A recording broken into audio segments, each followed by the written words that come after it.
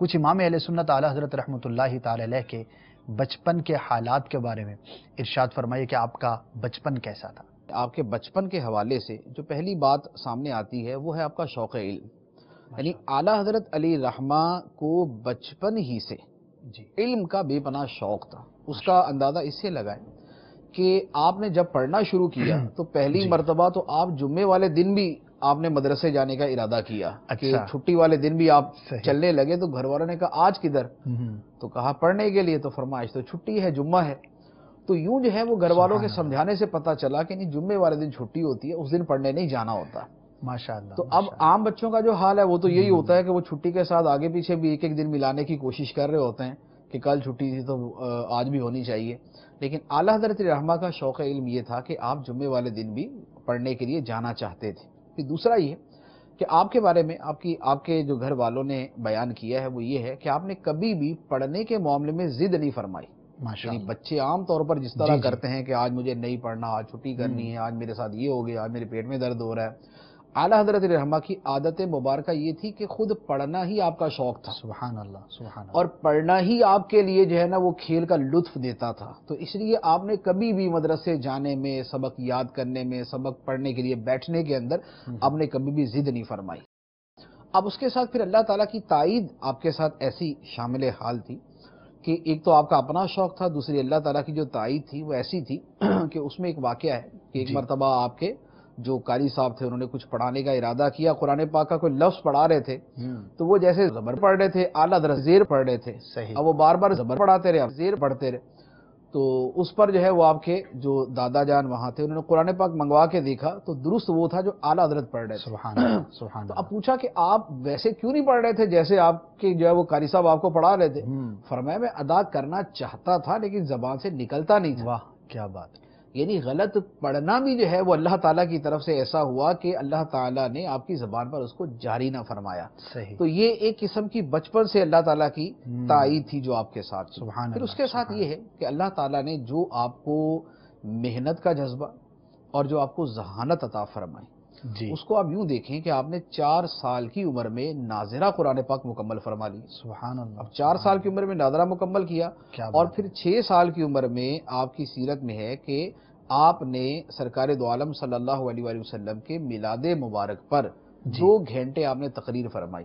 2 گھنٹے 2 گھنٹے کا بیان کرنا 6 سال کے بچے کے لیے یہ آج کے زمانے میں بھی تقریباً ایسا لگے گا کہ جیسے انہونی سی بات ہے. اور آپ نے اس عمر کے اندر بھی یہ کارنامہ سر انجام دیا.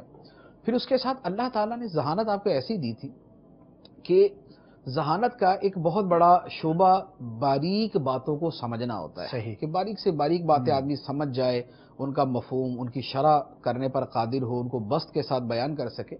تو ایک اصول فقہ کی کتاب ہے مسلم الثبوت. یہ کتاب بڑی پیچیدہ ہے، یعنی بڑی مشکل کتاب ہے. اور آپ اس کتاب کو پڑھ رہے تھے 10 سال کی عمر میں. 10 سال کی عمر میں. ہمارے یہاں جو 20 سال کی عمر میں پڑھ رہا ہوتا ہے نا اس کے لیے سمجھنا ہی مشکل ہوتا ہے. اعلیٰ حضرت علی رحمہ 10 سال کی عمر میں وہ کتاب پڑھ رہے تھے اور آپ کو پڑھاتے تھے آپ کے والد ماجد. آپ کے والد ماجد نے اس کی ایک عبارت کے اوپر کوئی سوال قائم کیا اور اس کا جواب دیا. اعلیٰ حضرت علی رحمہ نے جب اس کو پڑھا تو آپ نے اس کو لے کر اس عبارت کا ایک ایسا مفہوم بیان کیا کہ جس عبارت کے اوپر نہ تو وہ سوال قائم ہوتا تھا اور نہ اس کے جواب دینے کی حاجت. آپ کے والد ماجد نے جب وہ عبارت دیکھی، آپ کی لکھی ہوئی عبارت دیکھی تو خوشی سے آپ کو سینے سے لگا لیا. سبحان اللہ. اور فرمایا کہ بیٹا تم مجھ سے پڑھتے نہیں بلکہ مجھے پڑھاتے ہو. اللہ. یعنی 10 سال کی عمر میں اس مشکل کتاب کی مشکل عبارت کو اتنے اچھے انداز میں ڈیفائن کیا کہ آپ کے والد ماجد اس کے اوپر دنگ رہ گئے اور آپ کو سینے سے لگا لیا. تو یہ وہ ذہانت تھی جو اعلیٰ حضرت علی رحمہ کو بچپن سے عطا ہوئی. پھر اسی ذہانت کا یہ ظہور تھا کہ 14.25 سال کی عمر میں، یعنی 14.25 سال کی عمر میں آپ تمام علوم متداولہ یعنی جو درس نظامی کے اندر پڑھائے جاتے ہیں ان تمام علوم سے آپ نے فراغت حاصل کر لی اور آپ باقاعدہ فارغ التحصیل عالم دین بن چکے تھے. اور اس پر آپ نے پہلا فتویٰ بھی جاری فرما دیا. صرف 14.25 سال کی عمر میں فتویٰ دینا شروع کر دینا یہ کوئی معمولی بات نہیں ہے. جو فتوے کے شعبے سے وابستہ ہیں ان کو پتہ ہے کہ فتویٰ دینا کتنا بڑا کام ہے اور اس کی استعداد اور اس کی صلاحیت کتنی عمر میں جا کے پیدا ہوتی ہے. تو آپ علیہ رحمہ نے اس عمر مبارک میں ہی آپ نے فتویٰ تحریر فرمایا تو یہ آپ کی ذہانت کی دلی. اچھا پھر اس کے ساتھ اور یہ سارے بچپن ہی کے وہ سارے معاملات.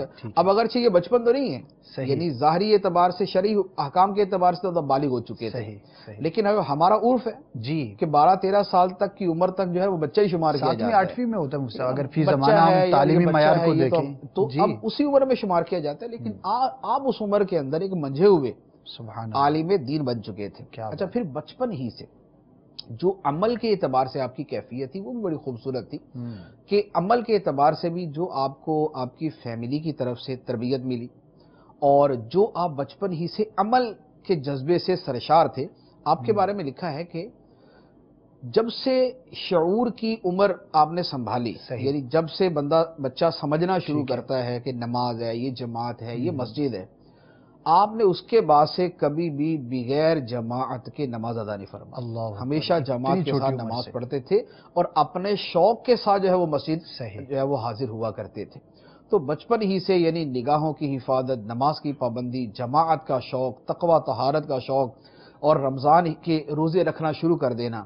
تو گویا یوں کہہ لے کہ شوق علم ہو، محنت ہو، ذہانت ہو، حافظہ ہو، عمل ہو، تقوی ہو، خوف خدا ہو، دین کی طرف رجوع ہو، دین کے احکام پہ عمل کرنے کا جذبہ ہو، یہ تمام کی تمام چیزیں اعلیٰ حضرت علیہ الرحمہ کے بچپن کے اندر ہی ہمیں نظر آتی ہیں.